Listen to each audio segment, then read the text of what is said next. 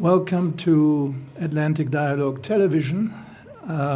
We have a very gifted and well-informed Indian expert with us. Mr. Joshi, tell me, we are living now in a world of turmoil, as we have seen. We have seen a lot of chaos politically, but do we see the same thing now on the internet? If you talk about Russian intervention in elections, fake news, Twitter of 11,000 plus by Mr. Trump. Is the internet something today as you like it? The world has always been in turmoil. It's not that the world is in turmoil today. The internet as a tool reflects that turmoil. It mirrors that turmoil. And yes, has been used very effectively as an instrument to instigate, nudge bits and pieces of that turmoil. But the turmoil is fundamental to the societies we're living in. Even on this scale? Even on this scale, yes. The internet is not the cause of this turmoil. Internet has exacerbated certain parts of it. Internet has been used by certain powerful individuals, corporates, countries in certain ways. But at the core of it, it remains a tool. But there are a lot of excesses on racism, hate, messages which are false, denial of the Holocaust. That can't be the aim of the internet. The internet itself does not have any aim. As I said, the internet reflects society. Yes. If there are prejudices within society, yes, internet amplifies many of those prejudices.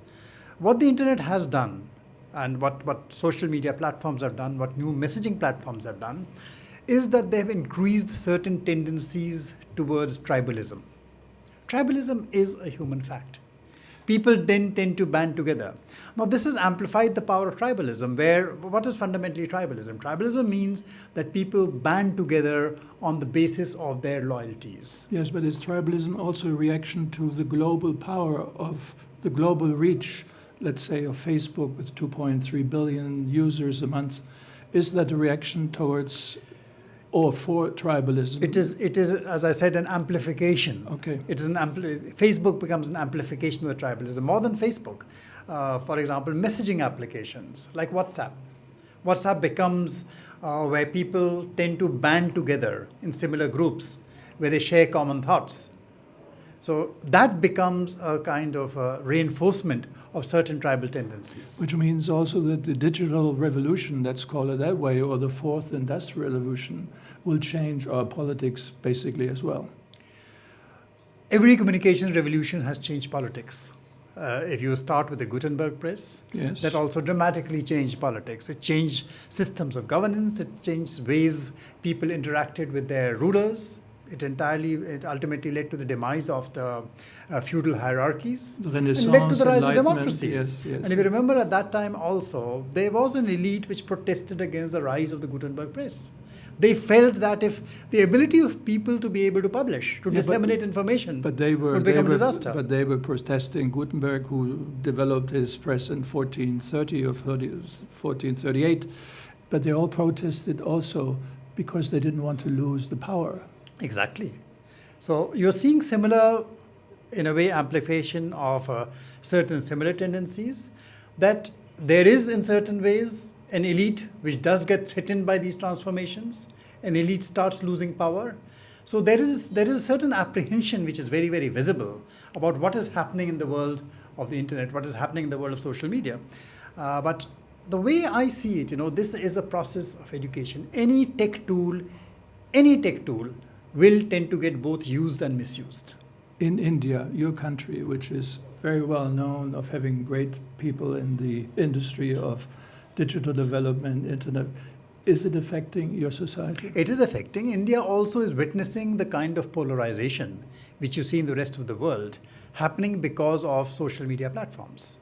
People are then tending to reinforce each other's extreme views. But then you have also the second industry come up, which is the fact-check industry, which is becoming also increasingly more active. And ultimately, the young will have to be taught as to, earlier the narrator of a story was not paid much attention to. The story was relevant. Today, you start going back, people start learning to see why certain stories are disseminating, who is disseminating them, what is the agenda behind those stories being disseminated. But do the young people have the time and the patience to do that? Do not underestimate the young. This is their medium. They have built this medium. And they are over time. It is not. See, if you start looking at social media platforms, the growth of social media platforms, they are barely 10, 12 years old. They are actually very new. They were military based. Yes. The first internet was military. Well, was military based, but social media itself, you start looking at the rise of Facebook, if you start looking at some of the applications like WhatsApp, the messaging tools. Google. Well, Google began as a search tool. Google has a much longer history. But I'm talking of social media as social media. Okay. When people start connecting to each other, social media gives everyone the power to broadcast. Each one becomes both an absorber of information and a disseminator of information. And many times, you disseminate information even before you absorb it. You forward a message to an entire contact list, which may be 1,000 people, without even analyzing or understanding what that message is saying. The so-called self-mass communication. Self-mass communication. Yes. So this is the world you are in. Explain to me why India has so many very talented programmers, mathematicians in the world of the internet. Is there a reason for that? India has 1.3 billion people. So even if 1% of them become programmers, the number becomes huge. So I would not say that Indians are specially talented. What I would say is that at a certain point in time, Indian entrepreneurs realized the opportunities in the digital age and they invested in them. Now, the remarkable story about India is how India is a country which actually, you will not believe it, in the 1970s said no to technology. They said we don't want computers because computers take away jobs. But then you had nuclear bombs also. But they said no to computers because they thought computers took away jobs. But that changed. In the 80s, policies changed. And certain entrepreneurs realized the value of where the world was heading and what was happening in the world of the internet. So they started investing in creating the resources, the human resources, the human capital. It was not a government-driven program. There were a whole lot of agencies, private sector agencies, which started coming up to train people in digital literacy. You had a whole cohort of people who started getting trained as programmers, as coders. Let me ask you a final question. Are you optimist or pessimist about the internet? It should be obvious I'm an optimist. Optimist I know there are in challenges. general. I know there are challenges, and there are severe challenges. We are going to take time to overcome them. The biggest challenge which the internet today poses, which digital technologies today pose, is that digital technologies, in a sense, yes, empower people. They take away the power of information arbitrage, which is a very strong instrument of power. So they upset the information hierarchies. They enable everybody to reach out and access information and develop their own applications, develop their own ideas, and it democratizes innovation. That is one good factor. But there is a flip side to it also. Technology is also a divider. The divide between the haves and the have-nots in technology, if there are not the right intervention, the right policy interventions, or the right even entrepreneurial interventions, that divide not just widens, it also deepens with every technology shifts. Now that is a challenge which everyone faces. So there are certain people who get excluded from technology.